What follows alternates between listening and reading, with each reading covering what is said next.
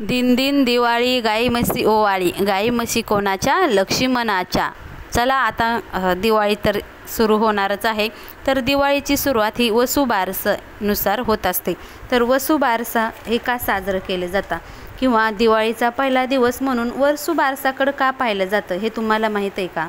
आपण वसुबारसे दिवशी गाय वासराची पूजा करतो. तर गाय वासराची पूजा या दिवशी का करतात बरं, हे पण तुम्हाला माहीत नसेल. तर चला आपण जाणून घेऊया गाय वासराची पूजा वसुबारसे दिवशी का करतात ते. तर प्रत्येक स्त्रीने तिच्या घरातील मुले बुद्धिमान होण्यासाठी, त्यांच्या मुलांना आयुष्य आरोग्य लाभण्यासाठी, ते धनवान होण्यासाठी आपल्याला वसुबारसेची पूजा ही करायची असते. म्हणजे आपल्या मुलांसाठी वसुबारसेची पूजा करणे खूप महत्त्वाचं आहे. तर तुम्ही म्हणाल आम्ही शहरात राहतो, मग आम्ही गाय वासराची पूजा कशी करावी? मग तुम्ही एक काम करा, गाय वासराची प्रतिमा किंवा मूर्ती तुम्ही घरी आणा. आपल्या घरामध्ये फक्त चौरंग घ्यायचा, त्याच्यावर लाल कपडा ठेवायचा आहे आणि गाय वासराची जी मूर्ती ना ते आपल्याला चौरंगावर ठेवून घ्यायची. नंतर गाय वासराच्या मूर्तीला स्वच्छ पाण्यानं आपल्याला धुवून घ्यायचे. नंतर हळदी कुंकू अक्षदा फूल दीप धूप ओवाळून घ्यायचे.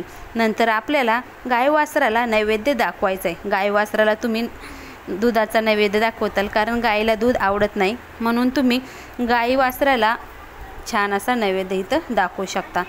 तर काय करायचं आहे, नंतर आपल्याला आपल्या कुटुंबातील मुलं बाळं धनवान बनावीत, बुद्धिमान बनावीत, असं आपल्याला गोमातेला आव्हान करायचं आहे. म्हणजे गोमातेला प्रार्थना करायची की हे गोमाते, माझ्या घरातील मुलं हुशार बुद्धिमान, त्यांना आरोग्य भेटो, असं आपल्याला सांगायचं आहे. तर अनेकाच्या मनात प्रश्न पडतो की गाय वासराचीच पूजा या दिवशी का करायची?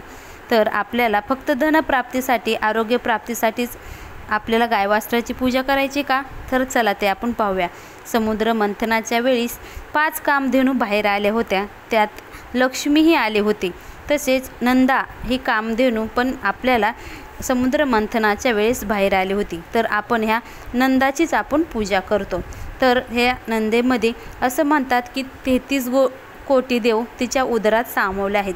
म्हणून आपल्याला ह्या 33 कोटी देवाची पूजा या दिवाळीच्या दिवशी करायची. तर जो कोणी दिवाळीच्या दिवशी गाई वासराची पूजा करेल त्यांना 33 कोटी देवाचा आशीर्वाद प्राप्त होईल असं म्हणतात. आपण आता शहरात राहतो, परंतु शहरात जर जवळपास गाई वासरांचा कोठा असेल तर तुम्ही तिथं जाऊन गाई वासराचीही पूजा करू शकता. गाई आणि वासराच्या पायावर आपल्याला पाणी ओतायचे, त्यांना कुंकू हळद अक्षदा व्हायचं आहे. त्यांचं पंचोपचारी पूजा आपल्याला गोमातेची आपल्याला करायची आहे. त्यामुळे आपल्या मुलाबाळांचे प्रत्येक आयुष्यात येणारं संकट नक्कीच दूर होईल. 33 कोटी देव गायीच्या उदरे आहेत. आपल्या हिंदू धर्मात गायीला खूप महत्त्व आहे. आपण शेतकरी असाल तर नक्कीच गायीची पूजा करा. या दिवशी उपवास पण करायचा असतो. तुम्हाला शक्य असेल तर उपवास तुम्ही या दिवशी केला तरीही चालेल. या दिवशी फक्त काय करायचं, उपवास जर धरला असेल तर उपवासा दिवशी फक्त गायीच्या दुधापासून बनवलेले पदार्थ आपल्याला खायचे नाहीत.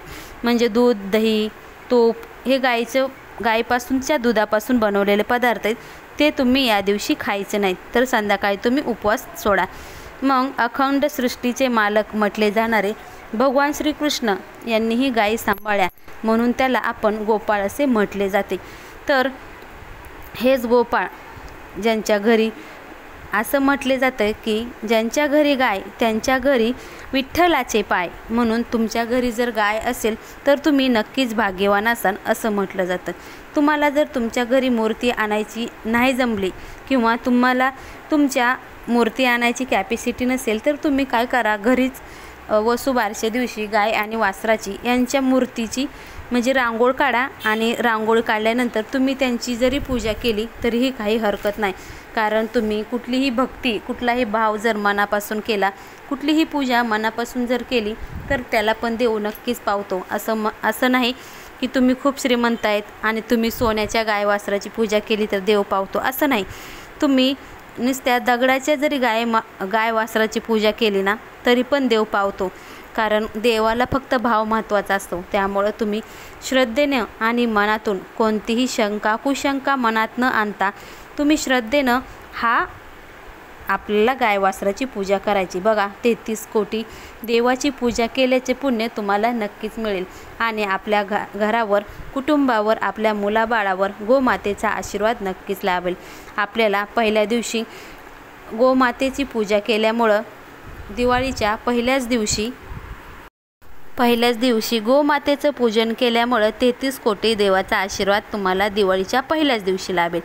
त्यामुळे आपल्या जीवन हे सुखमय, आनंदमय आणि आरोग्यदायी बनेल। त्यामुळे दिवाळीची सुरुवात तुम्ही वसुबारसेच्या सणापासून नक्कीच करा आणि 33 कोटी देवांचा आशीर्वाद मिळवा।